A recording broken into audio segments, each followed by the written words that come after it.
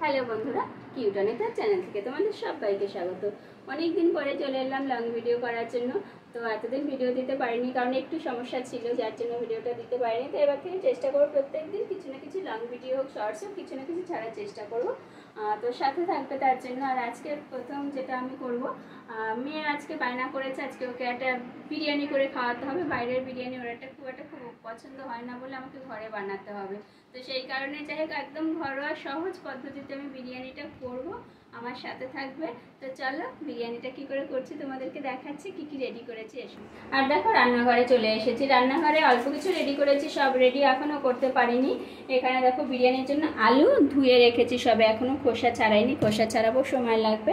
আর vinegar দেবো কিসে বলো তো, চিকেনটা ভালো করে ধুয়ে রেখেছি, ভিনিগার দিয়ে আধ ঘন্টা মতো ভিজিয়ে রাখবো। তাতে কী হবে, একটু চিকেনটা বেশ নরম হবে।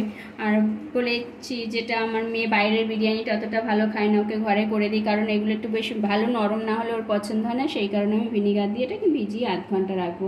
আর এখানে কি করেছি দেখো, এই যে বিরিয়ানি চালটাকে ভালো করে ধুয়ে আমি আধ ঘন্টা ভিজিয়ে রেখেছিলাম।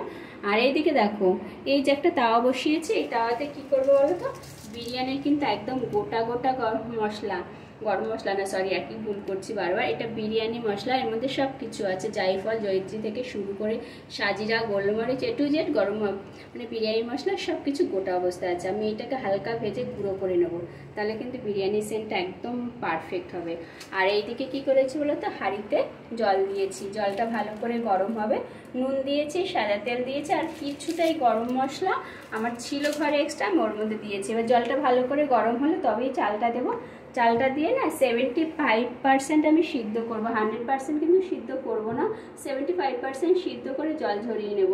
তাহলে চলো আমি আগে রেডিটা করি, তারপরে দেখাচ্ছি। তার মধ্যে না গরম মশলাটা আমি ভেজে নেবো, সেই কারণে তাওয়াটা বসিয়ে রেখেছি। চিকেনটা কষাচ্ছি, কিন্তু একটু গুঁড়ো বিরিয়ানি মশলাটার মধ্যে দেবো, না হলে চিকেনটাও টেস্ট হবে না।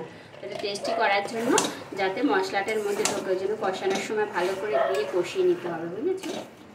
এই যে সব মাংস কষানো হয়ে গেছে, এই যে দেখো মাংস কষিয়ে রেখেছি।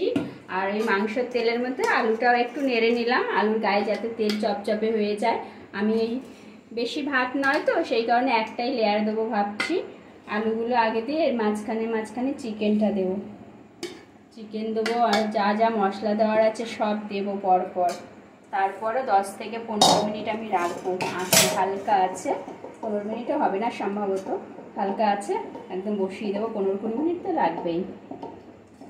হয়ে গেছে তো, বাকি ভাতটা ওপর থেকে আমি দিয়ে দেবো, গরম ভাতটা বড্ড। এবার তার ওপর থেকে কী দেবো বলো তো, এর আগের টাইম মশলা দিয়েছি তোমাদের, সেটা দেখাইনি। এই যে বিরিয়ানি মশলাটা, পুরো মশলাটাই দিয়ে দেবো, কারণ অনেকটাই আছে। আর বেরেস্তা আগের লেয়ারও দিয়েছি, এই লেয়ারটাতেও দেবো।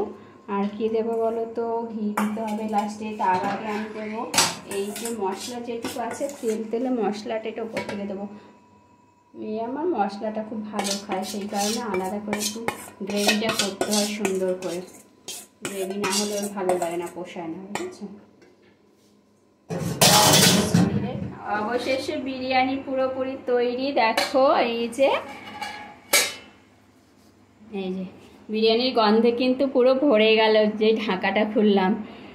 তো প্লিজ যদি আমার ভিডিওটি তোমাদের ভালো লেগে থাকে, লাইক শেয়ার কমেন্ট করতে একদম ভুলবে না, তার সাথে কিন্তু চট করে একটা সাবস্ক্রাইব করে নাও।